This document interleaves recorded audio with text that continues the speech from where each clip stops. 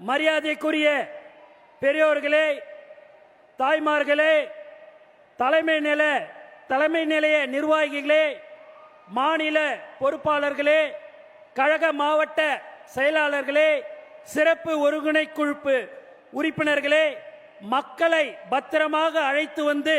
அழைத்து செல்லும் நகரம், ஒன்றியம், பேரூராட்சி, கிளைக்கழகம், வார்டு, பகுதி பொறுப்பாளர்களே, சகல சார்பு அணிகளின் நிர்வாகிகளே, ஊடகம், காவல், தீயணைப்பு, மருத்துவம் உள்ளிட்ட துறையினரே, தமிழக வெற்றி கழக தலைவர் அவர்களின் பாசத்துக்குரிய அப்பா அவர்களே, அம்மா அவர்களே,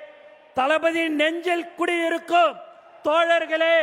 உங்கள் ஒவ்வொருவரின் உழைப்பிற்கும் தியாகத்திற்கும் நாங்கள் என்னென்றும் கடமைப்பட்டிருக்கிறோம்.